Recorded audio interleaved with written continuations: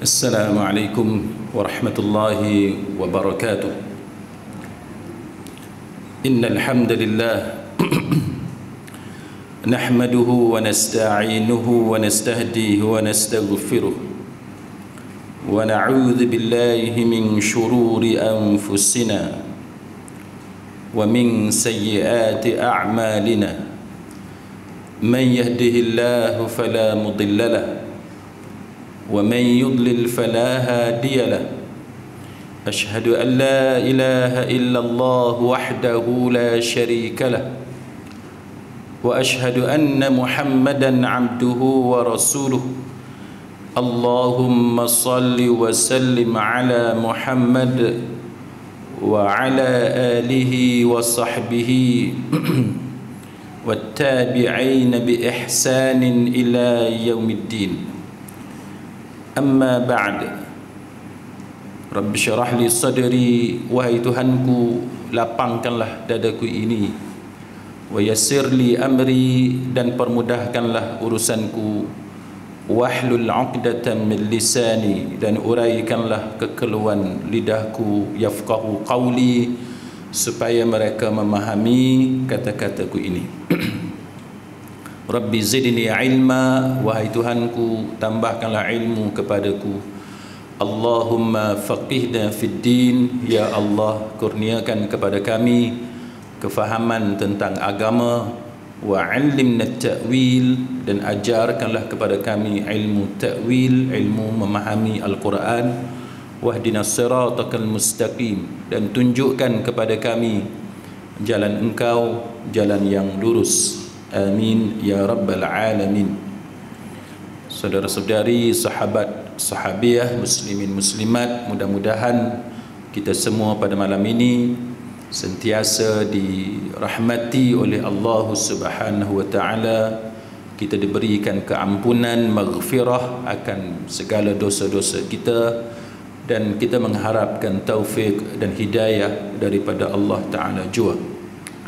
Pada malam ni kita akan sambung pengajian tafsir surah Yasin ayat 57 hingga 58. Dalam pengajian kita yang lalu kita telah membicarakan ayat 55-56. Ayat 55 ialah ayat a'udzubillahi minasyaitonir rajim.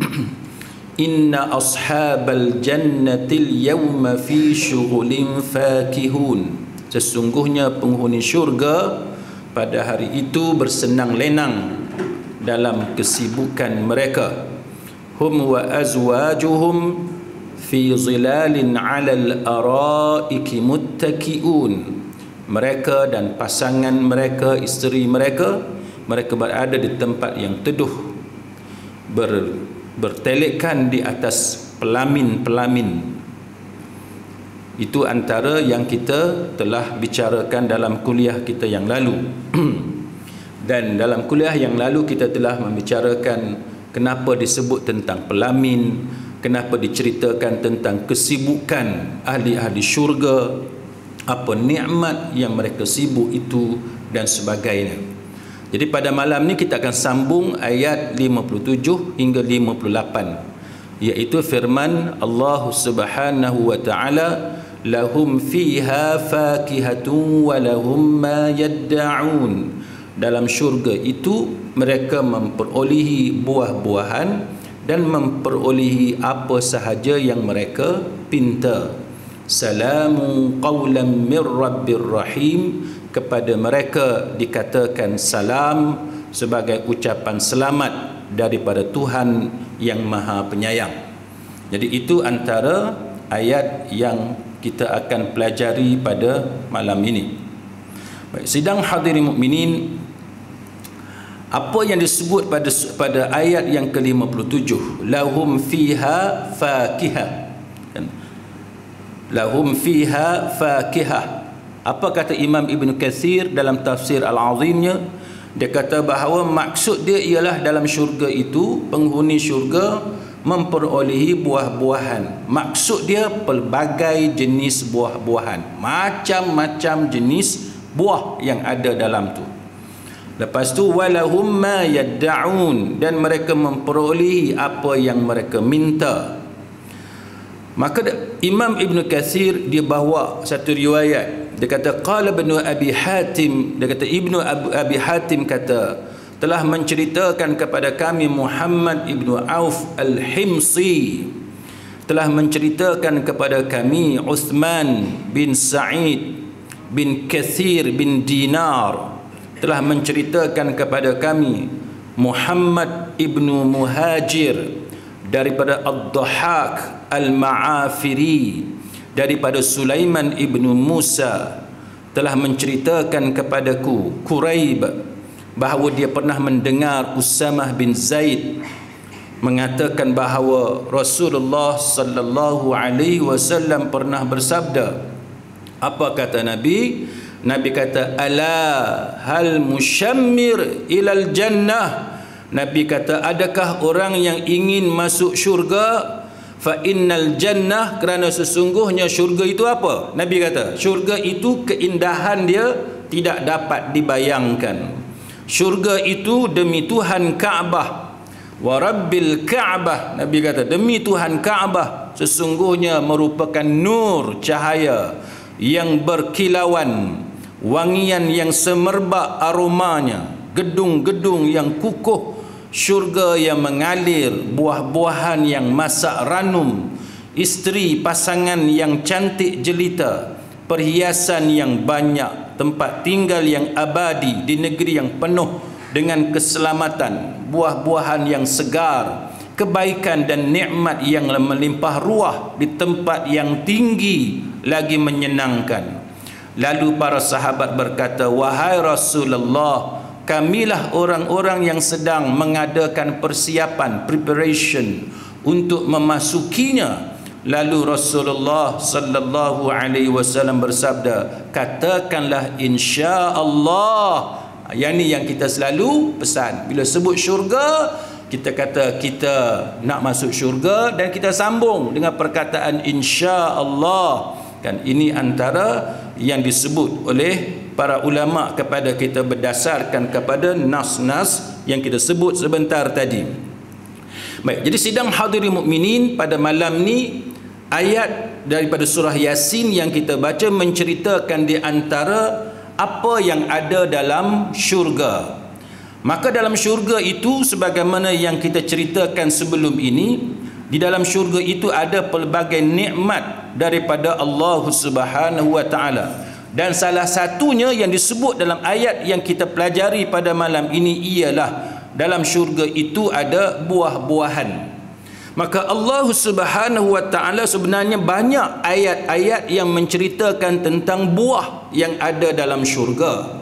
Sebagai contoh, dalam surah Waqiah ayat 20 hingga 24, Allah Ta'ala menceritakan wa fakihatin mimma yatakhayyarun wa lahmi tayrin mimma yashtahun. Dan di dalam syurga itu Allah Ta'ala kata ada buah-buahan mimma yatakhayyarun, daripada apa yang mereka pilih, dan daging burung daripada apa yang mereka inginkan. Dan dalam syurga itu ada bidadari yang bermata cantik jeli, laksana mutiara yang tersimpan baik, ka'amthalil lu'lu'il maknun, jazaan bima kanu ya'malun, sebagai balasan bagi apa yang telah mereka kerjakan di atas dunia. Itu yang Allah Ta'ala sebut dalam surah Al-Waqiah ayat 20 hingga 24. Manakala dalam surah Ar-Rahman Allah Ta'ala menceritakan tentang buah juga. Fihima min kulli fakihatin zawjan. Dalam kedua syurga itu terdapat segala macam buah-buahan yang berpasang-pasangan. Dan dalam surah Ar-Rahman ayat 68, fihima fakihatun wa nakhlun wa rumman. Dalam keduanya ada macam-macam buah-buahan dan kurma serta delima. Dan dalam suratul Insan Allah Ta'ala menceritakan wadaniyatan alaihim zilaluha wa zullilat qutufuha tadlila. Dan naungan pohon-pohon syurga itu dekat di atas mereka, dan buahnya dimudahkan untuk dipetik dengan semudah-mudahnya. Itu gambaran benda yang ada dalam syurga. Dia ada pokok dia rendah dekat dengan kepala kita dan senang kita petik. Itu gambaran dia, tuan-tuan sekalian. Lepas tu dalam surah Waqiah juga ayat 32 hingga 33, wa fakihatin katsirah la maqtu'atin wa la mamnu'ah. Dalam syurga itu ada buah-buahan yang banyak yang tidak berhenti, la maqtu'ah, tak berhenti, kan, sentiasa ada buah itu dan tidak terlarang untuk mengambilnya. Sedangkan kita atas dunia ni tuan-tuan, bila Allah Ta'ala sebut la maqtu'ah, kita atas dunia ni ada buah yang tak ada musim. Buah nenas, buah pisang, apa macam-macam lah, jambu, ada je dekat kedai, kan, dekat kedai. Tapi ada buah-buah yang tertentu dia ada musim, kan. Buah durian dia ada musim dia, kan.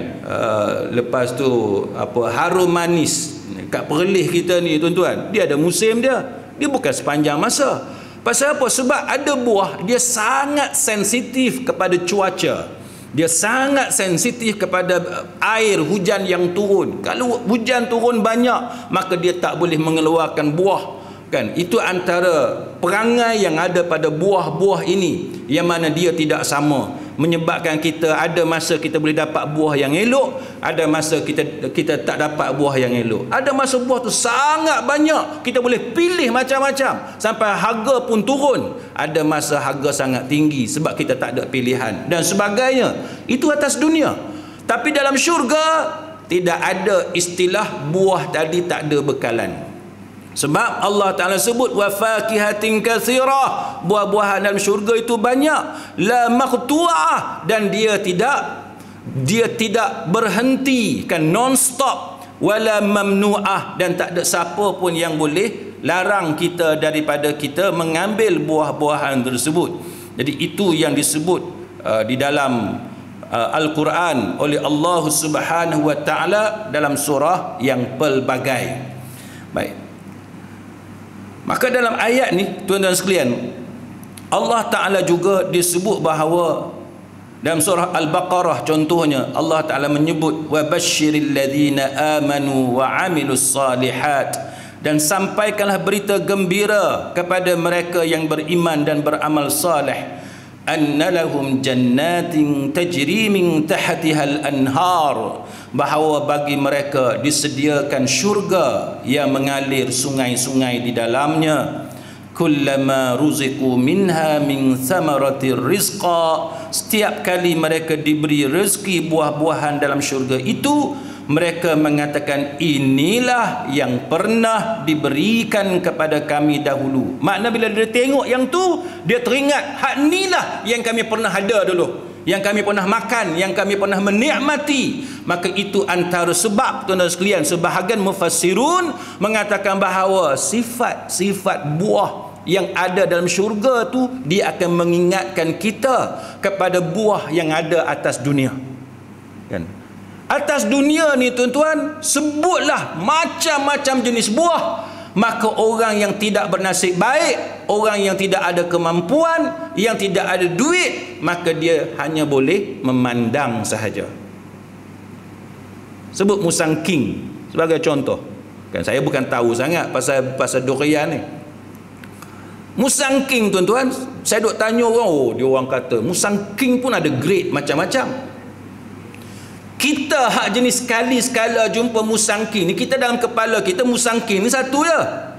Tapi bila kita pergi kedai tanya tokai durian, dia kata musang king pun dia ada grade dia, kan, black thorn dan sebagainya, macam-macam, kan.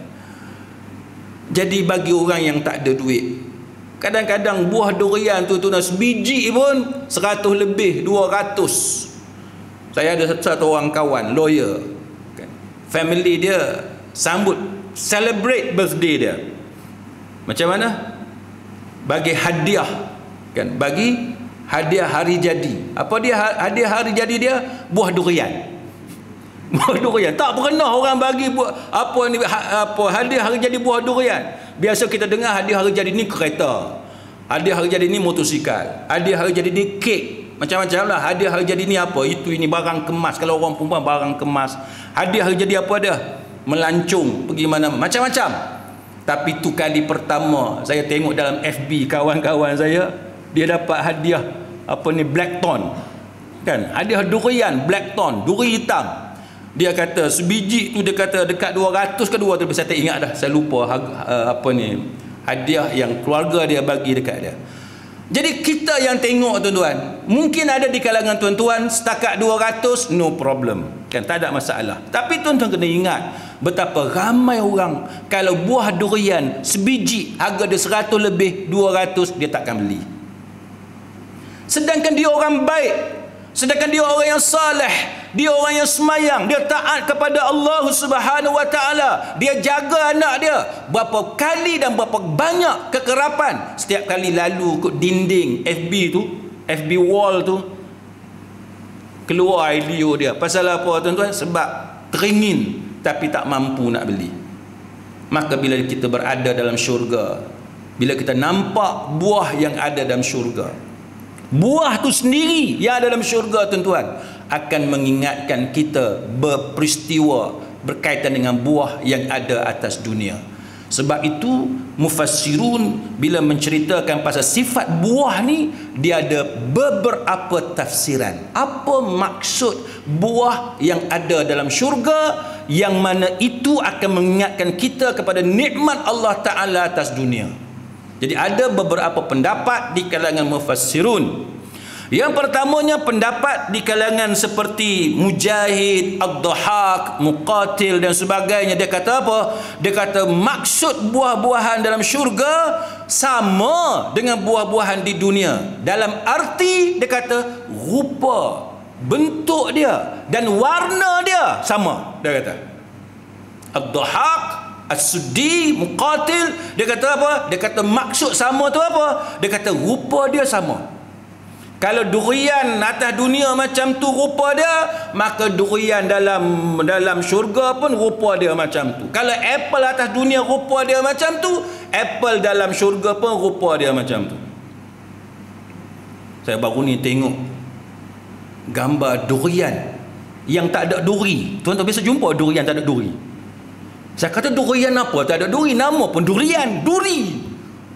Lah tuan-tuan, dia orang buat tu sampai durian tak ada duri. Tak apalah. Tapi nak ceritanya bahawa benda yang ada atas dunia ni, pendapat yang pertama kata bentuk yang sama tu ada di dalam syurga. Pasal tu dia mengingatkan kita kepada nikmat buah atas dunia. Pasal bila kita tengok je kita teringat atas dunia macam tu lah kita nampak. Color pun sama. Durian atas dunia kalau apa tuan-tuan? Kalau hijau takkan kot tiba-tiba durian dalam syurga kalau putih. Ikut pendapat pertama tak? Sama. Ikut pendapat yang pertama. Dia kata sama. Kalau atas dunia buah tu warna hijau, dalam syurga pun warna hijau juga. Patut apa yang specialnya syurga? Apa yang specialnya? Kalau bentuk pun sama, color pun sama, maka Ad-Dhahak, Muqatil dan mereka yang berpendapat dengan pendapat yang pertama kata yang membezakan buah dalam syurga dengan buah atas dunia ialah dia punya rasa dia. Ini pendapat yang pertama. Bentuk sama. Bukan kata watermelon bahasa Melayu apa? Tembikai. Tembikai tu bukan kata bila tembikai tu bulat atas dunia maka dalam syurga dia 4 segi. Tak. Pendapat yang pertama kata tak, sama. Kalau dia bulat-bulat, kalau dia panjang-panjang, bentuk dia sama. Ini pendapat yang pertama. Sama, dia kata. Yang membezakan hak dalam syurga dengan yang atas dunia adalah rasa dia. Yang mana rasa dia jauh lebih nikmat dan tak ada tolok banding sedapnya buah yang ada dalam syurga. Nak banding dengan atas dunia tak boleh. Macam kita makan buah lah. Ada buah hak sedap. Buah-buah sama, buah mangga, tapi ada buah mangga yang manis, ada buah mangga yang tak manis, ada buah mangga yang manis yang lagi sedap, ada buah mangga manis juga tapi dia kurang sedap. Durian pun sama, dia punya grade peringkat sedap tu berbeza antara satu sama lain. Ada yang pahit-pahit sikit, ada yang lemak-lemak sikit. Itu atas dunia. Maka dalam syurga dia tak terbayang tuan-tuan tahap sedapnya, lazat dan nikmat buah yang ada dalam syurga. Tak boleh banding. Tapi pendapat yang pertama kata dia sama dari segi warna dan rupa bentuk dia sama.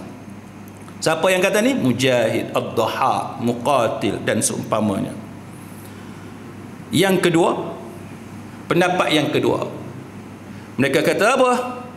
Dia kata semua, dia kata buah-buahan dalam syurga ni, dia kata dia punya sedap, dia punya cantik, dia apa semua, cuma beza dia tak ada cacat. Buah dalam syurga ni dia tak ada cacat. Kita nak kritik dia tak boleh. Ini pendapat Al-Hasan Al-Basri, Ibnu Jurayj dan sebagainya. Ini pendapat yang kedua. Dia kata sedap dia tu, cantiknya buah apa semua, cuma beza dia tak ada cacat. Kalau buah atas dunia ni lagi kita nampak ada ulat lah, lagi ada hak kuning sikit lah, lagi hak depan tu sedap, yang belakang sikit dia tak sedap, dia ada. Dia punya kelemahan ataupun kecacatan, cacat dia. Ini pendapat yang kedua. Itu pendapat antaranya adalah Al-Hasan Al-Basri dan Ibnu Jurayj. Pendapat yang ketiga, tuan-tuan sekalian, ada Qatadah dan lain-lain. Dia kata buah-buahan dalam syurga sama dengan buah-buahan di dunia dari segi bentuk sama. Dia kata nama pun sama, tapi buah di syurga lebih cantik rupa dia dan lebih sedap rasa dia. Kan? Rupa dia sama, tapi rupa dia cantik. Kan?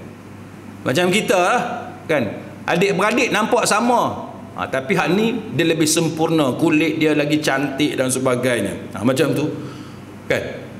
Rupa sama, bentuk sama, tapi tak boleh nak banding keelokan rupa buah yang ada dalam syurga. Dan dia kata rasa pun sama, tapi rasa hak dalam syurga tu lebih sedap. Dan sedap dia itu tak boleh dibandingkan dengan apa yang ada atas dunia. Jadi itu contoh beberapa pendapat tentang buah yang ada dalam syurga. Manakala Syekh Abdul Rahman As-Sa'di, dia kata apa? Dia kata ada juga di kalangan para ulama yang berpendapat serupa dari segi nama, tapi beza rasa dia. Dia kata sama, tembikai ke, anggur ke, apa ke, semua tu sama, tapi rasa dia beza. Dan dia kata ada juga ulama yang berpendapat serupa dari segi warna dia, hijau ke, merah ke, sama, tapi dia kata beza nama dia, nama beza. Kan? Ada juga yang berpendapat semua buah-buahan dalam syurga serupa satu sama lainnya dari segi cantik dia, lazat sedap dia, nikmat dia. Itu antara benda yang disebut oleh Syekh Abdul Rahman As-Sa'di. Dan dia kata bahawa mungkin, dia kata yang terakhir itulah yang paling tepat. Jadi Syekh As-Sa'di dia kata bahawa ulama berbeza pendapat tentang maksud ayat-ayat yang kita baca tadi yang menceritakan tentang buah yang ada dalam syurga. Tapi dia kata kemungkinan, dia kata ni cara adab lah para ulama bila dia bercakap tu, dia letak, dia kata mungkin, dia kata dia tak kata secara pasti, tapi dia kata mungkin. Pendapat yang terakhir itu yang lebih tepat. Maknanya hak dalam syurga ni semua tu dari segi cantik dia sama, dari segi rasa dia, sedap dia sama, maksud dia sama, dalam syurga tu sama, tapi tak boleh banding dengan benda yang ada atas dunia. Kan? Mana yang dalam syurga jauh lebih nikmat, jauh lebih cantik dan jauh lebih sedap berbanding apa yang ada di atas dunia. Itu yang pertama. Yang kedua, tuan-tuan sekalian, bila kita berbicara tentang buah ini, maka timbul persoalan. Nanti kalau kita masuk syurga, kita jumpa semula tak pokok khuldi dengan buah khuldi? Lama nak kena tahu ni tuan-tuan. Nanti silap-silap makan kena keluar pula. Dahlah Nabi Adam mari tu kena. Tiba-tiba pergi, ada pokok khuldi, pergi dekat, la taqraba hadhihi syajarah, kan? Ni cerita Nabi Adam dengan Hawa tu. Kita pun pergi dekat juga dengan kita keluar. Jadi cerita lain pula. Ini juga dibicarakan oleh para ulama untuk pengetahuan kita. kan. Nanti pergi-pergi nampak buah, oh ni buah khuldi, telan jadi dekat kan. Jadi beza. Macam Nabi Adam nak dengar Hawa yang orang duk cerita tu lah, ada halkum, ada anak tekak apa semua orang duk cerita. Baik, jadi ini antara benda yang kita akan sentuh sedikit tuan-tuan sekalian, pasal kita membicarakan tentang buah dan pokok yang ada di dalam syurga. Maka timbul persoalan, apakah nanti bila kita semua ni, saya, tuan-tuan, puan-puan semua, muslimin muslimat masuk syurga insya-Allah, dan kita pun memang nak masuk syurga tuan-tuan, dan kita kalau boleh kita nak sangat minta dengan Allah Subhanahu wa taala supaya syurga yang kita akan masuk nanti syurga Firdaus, syurga hak paling tinggi di sisi Allah Subhanahu wa taala insya-Allah. Tapi ulama bila membicarakan tentang buah dan pokok yang ada dalam syurga, mereka juga membicarakan tentang sama ada apakah akan berulang semula cerita yang berlaku kepada Nabi Adam AS dan Hawa. Tak boleh dekat dengan pokok tu pokok yang kekal abadi, kan, syajaratul khuld, apa ni, buah khuldi, pokok khuldi, buah khuldi. Apakah itu kita akan jumpa semula sebagaimana peristiwa yang berlaku kepada Nabi Adam alaihissalam? Baik. Maka untuk menceritakan tentang hal ini, para ulama melihat berkenaan dengan apa yang ada dalam syurga. Dalam syurga tuan-tuan, jawapan dia memang ada satu pokok, dan pokok tu ulama khilaf. Para mufassirun, ulama tafsir khilaf tentang pokok yang dimaksudkan yang ada dalam syurga itu. Apakah pokok yang berbeza dengan pokok khuldi yang dikaitkan dengan peristiwa terusirnya Nabi Adam alaihissalam dan Hawa, atau dia pokok yang sama? Pokok yang berbeza atau pokok yang sama? Ulama berbeza pendapat tentang pokok yang disebut yang ada dalam syurga, dan ini diceritakan dalam Al-Quranul Karim. Jadi ulama berbeza pendapat. Apa dia tuan-tuan? Contoh dalam surah Waqiah ayat 30. Surah Waqiah ayat 30 memang Allah Subhanahu wa taala menceritakan kepada kita bahawa dalam syurga tu ada pokok yang sangat besar. Ada pokok yang sangat besar, iaitu wazillim mamdud. Nanti bila kita masuk dalam syurga tuan-tuan, insya-Allah kita jadi ahli syurga, kan, ada satu pokok yang ahli syurga, yang kita semua insya-Allah akan duduk di bawah bayangan dia, naungan dia, dan dia tu sangat besar, sangat panjang dia punya bayang-bayang dia. Ini gambaran yang Allah Ta'ala cerita kepada kita untuk tarik minat kita kepada syurga. Saya percaya tuan-tuan juga lebih kurang sama macam saya, macam orang lain. Kita ni tuan-tuan kalau boleh pergi piknik, kan, dengan keluarga, kita piknik dengan kawan-kawan, dengan sahabat-sahabat, cukup seronok, kan. Bila kita piknik tuan-tuan, kalau tempat tu ada pokok, kan, dia teduh kat bawah tu, hak itulah tempat yang jadi rebutan, tumpuan orang. Siapa yang pernah pergi tempat yang ada pokok, yang ada teduh di bawah, dia tahulah macam mana tidur bawah pokok tu cukup sedap. Kita kecil-kecil dulu kita buat buai, kan, kita gantung buai tu bawah pokok, antara dahan dengan dahan, kita tidur kat situ. Yang tu tak boleh cerita dia punya nikmat, kan, dengan buai, dengan anginnya, itu sangat nikmat. Itu belum lagi benda yang ada di tempat-tempat yang jauh lebih baik daripada kampung kita. Jadi dalam syurga ada pokok, dan pokok tu dia ada bayang-bayang. Maka Nabi sallallahu alaihi wasallam menceritakan kepada kita, memperjelaskan kepada kita pokok ni. Yang saya kata ulama berbeza pendapat, pokok ni pokok yang sama atau tidak dengan pokok yang Allah Ta'ala kata dekat Nabi Adam dan Hawa, la taqraba hadhihi syajarah. Nabi bagi tahu dalam Musnad Imam Ahmad, juga dalam Sahih Bukhari dan juga dalam Sahih Muslim, Nabi kata apa tentang pokok ini? Nabi kata, inna fil jannati syajaratan yasiru rakibu fi zilliha mi'ata am la yaqta'uha waqra'u in syi'tum wa zillim mamdud. Nabi kata, sesungguhnya dalam syurga tu ada satu pokok. Dia punya besar tu, Nabi kata ada satu pokok, seandainya orang yang menunggang kuda hendak melintasi dia punya bayang-bayang, dia akan ambil masa kan selama 100 tahun pun tak sampai dekat ujung dia. Naik kuda laju kan, naik kuda, perjalanan dengan naik kuda tu 100 tahun nak sampai ujung bayang-bayang pun tak sampai. Gambaran betapa besarnya pokok itu yang ada dalam syurga.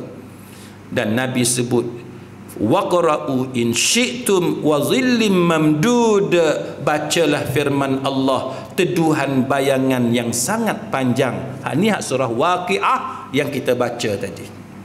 Baik, sekarang timbul soalan sebagaimana yang kita sebut tadi.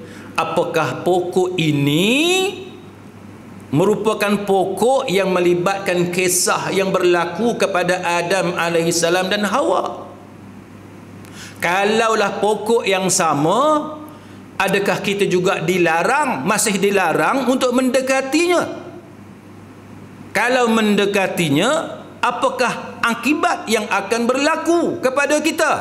Ini antara soalan-soalan yang dibicarakan oleh para ulama kepada kita. Yang pertamanya, mereka mengatakan bahawa pokok yang dinamakan sebagai khuldi, pokok itu dinamakan khuldi itu dengan istilah nama itu, gelaran itu datangnya daripada syaitan. Syaitan yang sebut khuldi. Allah Ta'ala ceritakan kepada kita nama yang diberikan oleh syaitan. Tujuan dia nak goda Nabi Adam alaihissalam. Sebab apa dia sebut khuldi? Sebab dia kata siapa yang makan buah dari pokok ni, khuld makna kekal. Siapa yang makan, dia akan kekal berada dalam syurga. Ini style syaitan. Style syaitan tuan-tuan, bila dia nak goda kita, salah satu cara dia goda kita seolah-olah kalau kita ikut dia, kita akan untung, iaitu kita akan berada dalam syurga selama-lamanya. Sebab apa? Sebab dia kata pokok ni syajaratul khuld, kan, pokok yang kekal abadi. Maka syaitan dia berusaha untuk meyakinkan Nabi Adam alaihissalam supaya percaya kepada hasutan dia, godaan dia, bahawa bila makan buah daripada pokok itu, maka Adam alaihissalam akan kekal menjadi penghuni syurga. Maka dalam mengulas hal ini dalam kitab Al-Bidayah wan Nihayah oleh Imam Ibn Katsir rahimahullahu ta'ala, dia kata apa? Fawaswasa ilaihi syaitan. Setan ni dia membisikkan kepada Nabi Adam alaihissalam. Dia kata, qal ya Adam hal adulluka ala syajaratul khuld. Dia kata, wahai Adam, maukah kamu aku tunjukkan pokok khuldi, pokok yang kekal abadi dan kerajaan, wa mulkin la yabla, dan kerajaan yang tidak akan binasa. Pokok yang kekal abadi dan kerajaan yang tidak akan binasa. Ai hal adulluka ala syajarah, dia kata, artinya dia kata, akan kutunjukkan kepada kamu satu pokok yang jikalau kamu makannya, kamu akan kekal menikmati apa yang kamu nikmati sekarang dalam syurga. Ini huraian oleh Imam Ibn Katsir rahimahullahu ta'ala berkenaan dengan ayat yang menceritakan tentang pokok khuldi. Baik, asal usul dia apa tuan-tuan? Asal usul dia, Imam Ibn Katsir kata, perkataan khuldi itu asal usul dia daripada setan, daripada syaitan. Syaitan memang perangai dia lagu tu, kan? Dia nak yakinkan kita supaya kita percaya, dan jangan percaya kepada Allah, jangan percaya kepada agama, perintah agama, dan jangan percaya kepada perkara-perkara yang diperintahkan kepada kita oleh Allah Subhanahu wa taala. Yang tu yang duk berlaku pada kita, tuan-tuan sekalian. Hari ini macam itulah, kan? Akhirnya siapa-siapa yang mendengar hasutan syaitan, dia akan mengalami kebinasaan. Banyak masalah yang berlaku. Baik, berbalik kepada cerita kita ini, sekarang timbul soalan, apakah pokok yang besar itu sebagaimana yang disebut dalam surah Waqiah adalah pokok yang sama dengan pokok khuldi? Maka jawapan yang diberikan oleh para ulama, contohnya Imam Ahmad, dia membawakan satu riwayat daripada jalur Syu'bah, daripada Abu Ad-Dhahhak, daripada Abu Hurairah radhiyallahu anhu, bahawa Nabi sallallahu alaihi wasallam bersabda, inna fil jannati syajaratan yasiru rakibu fi zilliha mi'ata am la yaqta'uha syajaratul khuld. Sesungguhnya dalam syurga ada satu pokok, apabila ada penunggang kuda hendak melintasi bayangan dia selama 100 tahun, tidak sampai ke penghujungnya. Itulah pokok khuldi. Itulah pokok khuldi. Jadi hadis ni tuan-tuan disebut pokok tu pokok khuldi. Riwayat hadis ni riwayat Imam Ahmad dan juga Ad-Darimi. Cuma Syekh Syuaib Al-Arnaud kata tambahan ujung hadis tu dia sebut syajaratul khuld, dia kata dhaif. Syekh Syuaib Al-Arnaud dia kata tambahan perkataan syajaratul khuld ujung hadis tu itu dhaif, dia kata. Maknanya tak boleh dijadikan sebagai hujah, kan? Tak boleh dijadikan sebagai hujah. Itu pendapat Syekh Syuaib Al-Arnaud. Manakala Imam Ibn Katsir rahimahullahu ta'ala, dia kata bahawa boleh jadi. Imam Ibn Katsir dia ambil pendekatan, dia tak tolak, kan? Dia tak tolak secara total. Dia kata mungkin tu ada, dia punya possibility tu ada, bahawa pokok khuldi yang berlaku kepada Nabi Adam alaihissalam, pokok itu adalah pokok besar yang disebut dalam surah Waqiah yang kita baca tadi, yang Nabi sebut dia punya bayang-bayang dia tu sangat panjang, naik kuda 100 tahun perjalanan belum dapat sampai ke hujung. Dia kata boleh jadi. Dia tidak tolak, tapi dia tak kata secara pasti. Dia tak kata pokok besar tu memang itu pokok khuldi, dah. Cuma dia kata kemungkinan tu ada. Apa kata Imam Ibn Katsir dalam kitab Al-Bidayah wan Nihayah? Dia kata boleh jadi pokok khuldi itu adalah pokok yang disebutkan dalam hadis yang kita baca tadi. Dia kata boleh jadi.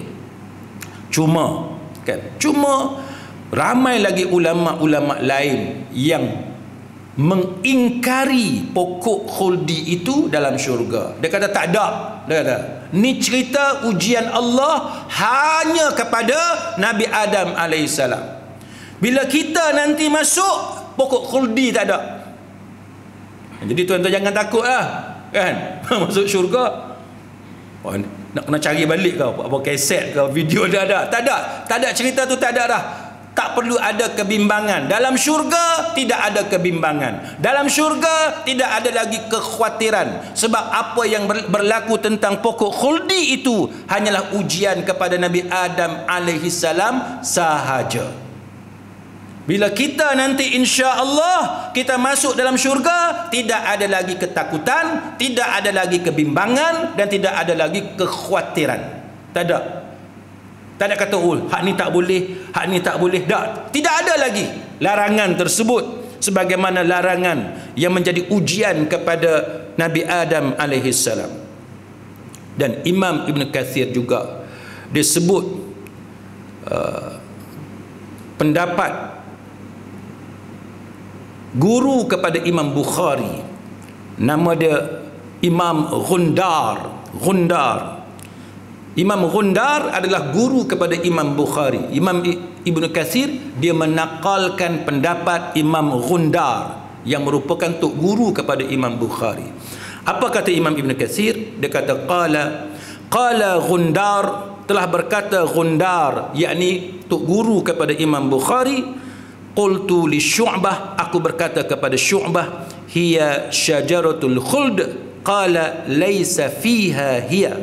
Kan Ghundar ada tanya, dia bercakap dengan Syu'bah, apakah pokok besar itu adalah pokok khuldi? Syu'bah kata laisa fiha hiya, tak ada dah pokok khuldi ni, tak ada dah. Jadi Imam Ibn Katsir kata tak ada, mengikut pendapat ulama-ulama yang lain. Jadi kita tidak perlu ada, tidak lagi ada kekhawatiran ketika berada dalam syurga. Baik, maka perkara ini telah menjadi satu perkara yang ulama berbeza pendapat. Imam Bukhari kata ada kemungkinan, tapi dia juga membawa pendapat ulama-ulama lain yang mengingkari kemungkinan tersebut. Maka walau bagaimanapun tuan-tuan sekalian, banyak ataupun ramai di kalangan para ulama mengatakan bahawa peristiwa yang dialami oleh Nabi Adam alaihissalam tidak lagi akan berulang kepada kita.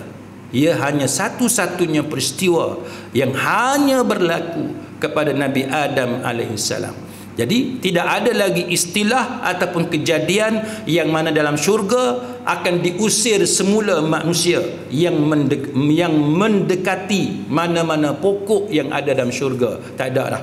Kan? Tidak ada lagi peristiwa yang mana manusia bila makan satu-satu buah yang tertentu dalam syurga, dia akan diusir ke dunia. Tak ada dah. Benda tak akan berlaku dah. Lepas kiamat, lepas tu syurga, lepas tu kekal dalam syurga selama-lamanya. Tidak ada orang yang masuk syurga kemudian dikeluarkan semula oleh Allah Subhanahu wa taala. Tak ada dah. Benda tu dia akan berlaku secara kekal, kan, hatal abad, abadan abada, selama-lamanya. Sebab apa?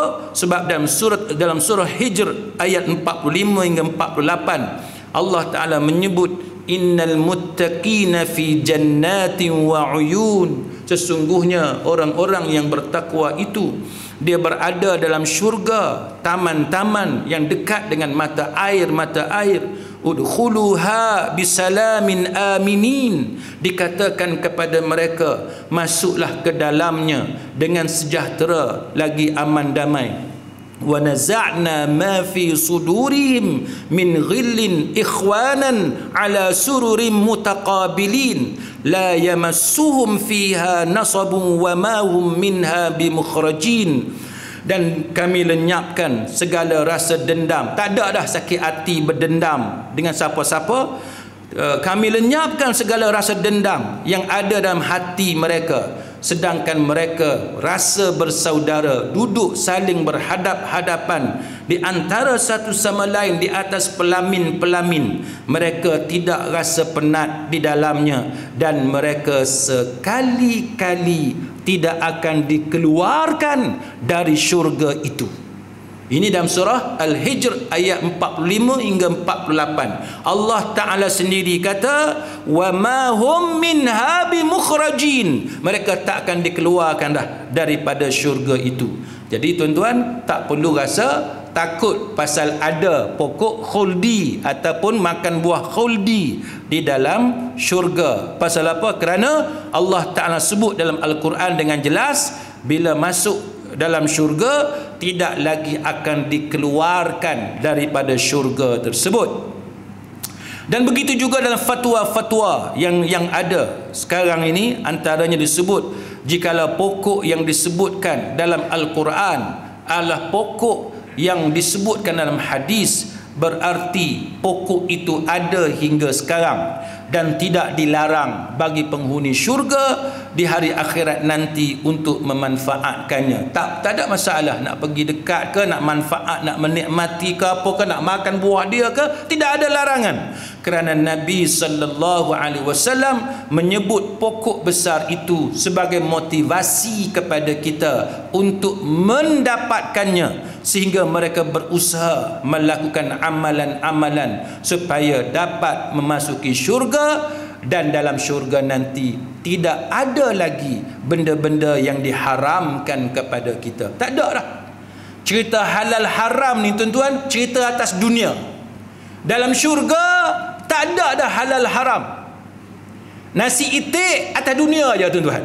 Cerita nasi itik ni, siapa makan nasi itik dekat bayang lepas tu Naya, kan, dah makan dah jadi darah daging macam mana. Macam satu makcik tu, dia telefon saya, dia nak kena tolak masuk dalam OT, kan, operation theater. Doktor yang nak cucuk dia tu bagi tahu ubat yang dia nak masukkan tu ada dua je, dia kata. Satu ubat tu dia daripada babi, satu lagi daripada lembu. Kan, hak daripada lembu tu dia punya effectiveness tu kurang sikit. Kalau hak betul-betul elok tu hak daripada babi. Babi ni pelik juga tuan-tuan. Nama adalah buruk tapi banyak manfaat pula. Kan? Ubat-ubat ni doktor pun kata babi ni, hak daripada babi ni apa ni hak lagi bagus. Jadi makcik tu pun dia telefon saya, dia kata, "Ustaz, tolong," dia kata, "ni ada tak berapa lama nak kena tolak masuk dalam Dewan Pembedahan." Doktor bagi pilihan. Kan? Doktor bagi pilihan. Saya kata, "Makcik, kalau saya duduk tempat makcik, saya akan ambil ubat yang paling bagus." Ubat yang paling bagus. Kalau dia setaraf, hak daripada lembu dengan babi tu setaraf, kita kena ambil lembu. Tapi kalau hak babi tu lebih baik, hak lembu tu akan menyebabkan kita lambat sembuh, maka diberikan kemaafan kepada kita untuk kita ambil hak daripada babi tadi. Lepas tu dia kata dia tak maulah, nanti dia risaulah babi duduk dalam tubuh dia. Babi dalam tubuh dia, nanti dia semayang macam mana apa semua. Saya kata kat dia, "Makcik, kan, saya kata dalam tubuh kita ni makcik, najis pun dah ada." Okay. Dalam tubuh kita ni air kencing ada, tai ada, semua benda ada. Tapi benda tu dia jadi najis, benda tu dia disuruh kita bersihkan bila dia keluar daripada tubuh kita. Selama mana dia duduk dalam tubuh kita, dia tak jadi najis. Dia tidak bagi kesan kepada semayang kita. Dia tak bagi kesan kepada ibadat kita selagi dia duduk dalam tubuh kita. Padahal najis dengan muntah dengan apa semua ada dalam tubuh kita ni. Dengan darah, dengan nanah, semua ada dalam tubuh kita. Maka agama memberi rukhsah, kan, kelonggaran. Tak payahlah kita fikir jauh sangat. Kan? Allah dan Rasul bagi agama kepada kita, agama kita ni agama yang mudah. Kan? Jangan kita fikir banyak sangat, jauh sangat sehingga membebankan kita. Jadi hak mana yang ulama bagi kelonggaran tu kita ambil, tuan-tuan sekalian. Jadi patut kita ambil. Akhir sekali sidang hadirin mukminin, ayat yang ke-58, "Salamun qaulan mir rabbir rahim." Salam sebagai ucapan selamat dari Tuhan yang Maha Penyayang. Maksud dia apa? Ibnu Jurayj dia kata apa? Dia kata sesungguhnya Allah Ta'ala sendiri yang menyampaikan salam tersebut kepada penghuni syurga. Ini antara pendapat Ibnu Abbas sebagaimana yang disebut dalam surah Al-Ahzab ayat 44, "Tahiyyatuhum yawma yalqawnahu salam." Salam penghormatan kepada orang-orang mukmin itu pada hari mereka menemui Allah Subhanahu wa taala ialah perkataan salam. Itu adalah salam daripada Allah Subhanahu wa taala kepada kita semua. Jadi itu juga pendapat Syekh Abdul Rahman bin Nasir Al-Sa'di rahimahullahu taala. Dia kata ucapan salam ini adalah ucapan salam daripada Allah kepada penduduk syurga. Itu adalah ucapan selamat kepada ahli syurga. Maka jikalau Allah yang mengucapkan salam kepada kita, maka penduduk syurga akan mendapat keselamatan, kesejahteraan yang sangat-sangat sempurna daripada pelbagai sudut. Sebab apa? Sebab ucapan salam itu datang daripada Allah Ta'ala sendiri. Dan mereka mendapat penghormatan. Tidak ada penghormatan yang lebih tinggi daripada ucapan salam yang datang daripada Allah Ta'ala sendiri. Kita ni tuan-tuan, nak buat satu perbandingan mudah. Katalah depan tuan-tuan sekarang ni yang di Pertuan Agong. Ramai datang ni dengan menteri, dengan exco, menteri besar, semua ada ni. Tiba-tiba yang di Pertuan Agong sebut nama kita depan orang ramai. Kita rasa macam mana? Kan?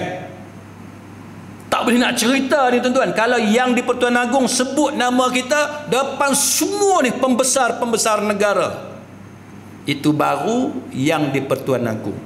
Hak ni Syekh Abdul Rahman As-Sa'di rahimahullahu ta'ala, dia kata apa? Hak ni dia kata penghormatan daripada Allah. Allah yang menyampaikan, yang mengucapkan salam kepada kita. Cuba kita bayang tuan-tuan, orang lain tuan-tuan jumpa artis nak ambil gambar, dapat gambar dengan artis pun dah seronok dah. Dengan Baby Shima pun seronok dah tuan-tuan. Tu Baby Shima, saya pun dah bertepuk dahi duduk tengok. Tu dia, hak pakai baju Melayu, hak pakai kopiah pacik-pacik pun nak ambil gambar dengan Baby Shima tu. Baby Shima dah masuk dalam kereta, ambil gambar dalam kereta pun seronok dah. Nak kata apa? Baby Shima ni kenal ke tak kenal ni? Ustaz kenal Baby Shima, takkan tuan-tuan tak kenal? Saya pergi umrah, kan? Pergi umrah ni cerita lama lah, cerita lama. Zaman muda-muda dulu. Naik Royal Brunei. Naik kapal terbang Royal Brunei. Kawan-kawan saya hak nakal-nakal ni tuan-tuan, ambil gambar dengan pramugari. Kita tepuk dahi, ambil gambar dengan pramugari. Kita nak pergi umrah ni, nak ambil gambar dengan pramugari. Pramugari ni pula, dia punya style dia, kita ambil gambar dia bukan nak duduk jauh, dia akan pergi himpit kita. Kita tengok geleng kepala tuan-tuan. Ni nak pergi umrah ni. Nak pergi umrah, punya seronok tuan-tuan. Kawan-kawan saya ni 2-3 orang, seronok boleh ambil gambar dengan pramugari Royal Brunei. Cukup seronok. Tu baru pramugari. Hak kita cerita ni tuan-tuan, nikmat dalam syurga. Bukan artis, bukan pramugari, bukan orang biasa, menteri ke exco ke apa, tapi hak ni Allah. Maka ini adalah penghormatan yang Allah Ta'ala berikan. Maka para ulama mengatakan bahawa atas dunia inilah yang kita nak kena buat. Kalau dalam syurga Allah bagi salam, maka atas dunia kita nak memenuhi ciri-ciri orang yang dapat salam daripada Allah. Hendaklah kita membiasakan diri kita menyampaikan salam kepada sesiapa jua. Contoh, kita masuk rumah, bagi salam. Bagi salam dekat siapa? Bagi salam dekat ahli keluarga kita, kan? Bagi salam dekat ahli keluarga kita. Mudah-mudahan dengan ucapan salam yang kita sebut Assalamualaikum warahmatullahi, bila kita masuk rumah, bagi salam dekat isteri kita, dekat suami kita, dekat anak-anak, dekat ahli keluarga kita, maka Allah Ta'ala menyelamatkan ahli keluarga kita. Banyak masalah tuan-tuan. Ini dekat sekolah, kan, ada satu sekolah yang diganggu histeria budak-budak. Histeria dikaitkan dengan apa? Dengan gong. Sebab gong tu dalam bilik muzik lama tak dikeluarkan. Bila buat keluar, katanya hantu duk gong tu pergi kacau orang. Orang kita ni tuan-tuan, dia cukup suka cerita hantu. Dia cukup suka. Dia punya tahap climax dia sampai ada satu orang ni pergi ke sekolah nak minta beli gong. Dia nak gong ada hantu. Ni kata khurafat. Setan dia cukup suka tuan-tuan. Orang kita percayalah ada khodam lah, ada jin lah dekat gong, dekat keris lama, dekat itu, macam-macam kepercayaan orang kita. Dan dia melakukan upacara ritual khurafat yang berkaitan dengan benda-benda barang-barang lama. Ini semua benda yang boleh merosakkan akidah kita. Kita semayang habis pahala tuan-tuan. Kita pergi haji, pergi umrah, habis pahala. Bila buat benda syirik ni, dia membatalkan semua pahala. Suami isteri, dia nak tundukkan suami dia, nak tundukkan isteri dia, adalah bungkusan apa-apa, bawah tilam, bawah bantal, di tempat-tempat tertentu, tanam bawah rumah dan sebagainya. Ini semua benda yang syirik, amalan syirik, alat-alat syirik yang boleh membatalkan syahadah, boleh membatalkan agama kita, iman kita, boleh membatalkan pahala-pahala yang kita dah kumpul sekian lama. Jadi mudah-mudahan tuan-tuan kita dapat mengambil pelajaran, dan Allah Subhanahu wa taala memilih kita, mentakdirkan kita untuk mendapat salam, ucapan salam daripada Allah. Kita sebagai penghuni syurga